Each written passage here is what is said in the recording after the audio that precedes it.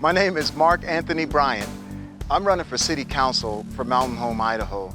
I have 27 years of military service, and there's a few different reasons that I'm running for City Council. One of which is I've tried to figure out what's going on with Mountain Home for several years. Where's our population? Why don't folks come to visit Mountain Home? And what does Mountain Home have to offer those folks?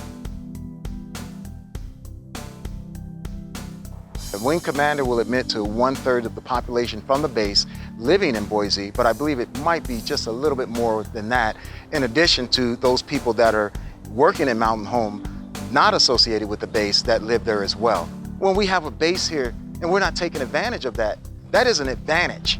A lot of people look at that and say, we can't build around the base and depend on the base. It's there. Take advantage of it while it's there. When it's not there, you can say that. But while it's here, we should be taking advantage of it. Now, if we were able to get back just a portion of those folks, let's say 300 to 400, it would probably take the inventory we have up and we'd be back in the business of building houses so that we're growing again. Right now, we are just not growing. And there's a reason we're not growing.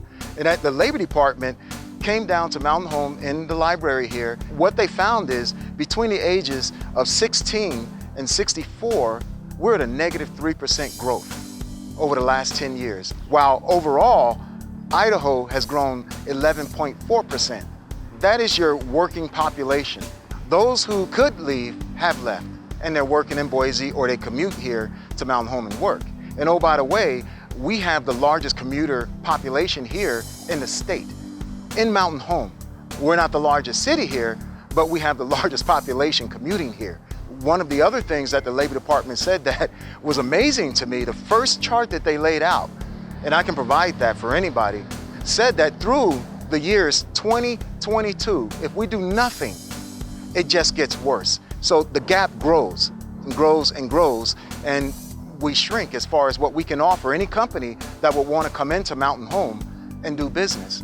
And oh, by the way, those companies that would come into Mountain Home will do their own demographics. So most of the companies and businesses that you talk here, if they're hiring, what they'll tell you is that we don't get many applications because the park and ride company and other cities have sucked those populations away from us. There's a couple of ways to change that. The first thing that Mountain Home has to do is figure out what Mountain Home wants to be.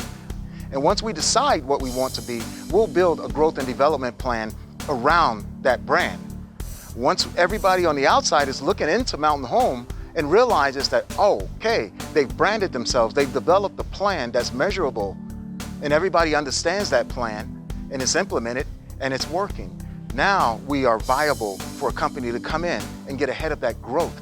Then we can advertise how good Mountain Home is and the things we do have in Mountain Home that work to bring back a portion of that population that we lost to Boise, Meridian, Eagle, and so forth.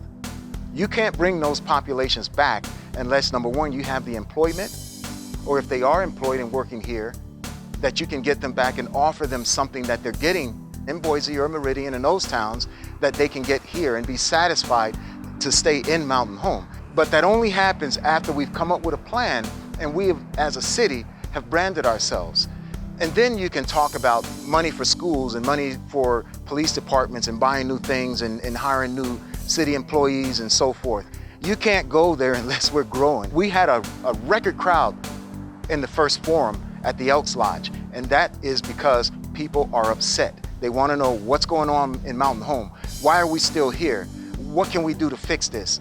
I'm not saying that the City Council currently isn't trying to do that, but there's no coherency and there's no plan. And people from the outside looking in, if I'm gonna spend $5 million or $10 million building something here, I'm gonna look at that. And I wanna know, what direction is that city going in? Are they going in a direction that I can get in front of the growth and actually be viable and make money there? Because everybody is in business to make money. One or two businesses making money with the others not, it's not gonna work. It's not gonna work, and it hasn't worked. And I know everybody looking at Mountain Home during the hours that folks in Boise and these other cities are walking around shopping, going to restaurants and doing these things. You look on our streets and they're bare. We have no nightlife here. It can change. We can fix that. You can have a little bit of pride in Mountain Home. You just have to have a bit of direction, vision, passion, and leadership to get there. To grow the city and identify the problems we have here, You need somebody that has vision, passion, and some leadership and drive to see it through. It's one thing to develop a plan, but you gotta see it through. I'm doing this because it needs to be done.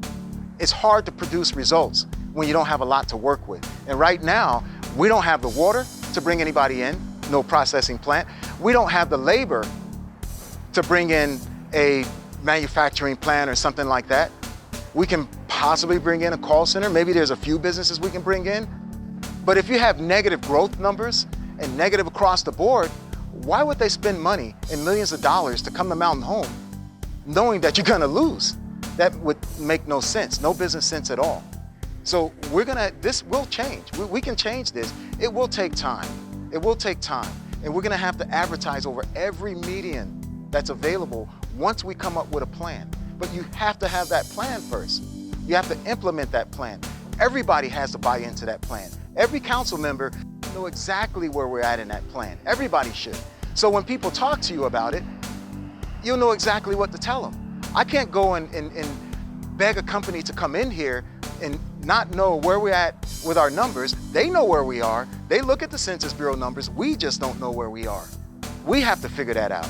That's the heavy lifting part of this, is Mountain Home accepting the facts. And the fact is, nearly every metric for us is negative.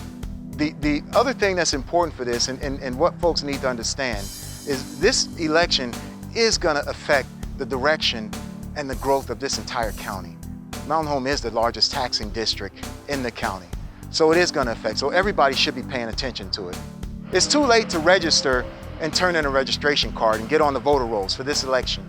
You're gonna have to show up, fill that card out there, bring your license with your address on it, and that would suffice, or bring a picture ID and a bill. Anyone that wants to speak to me, give me a call, 598-5144.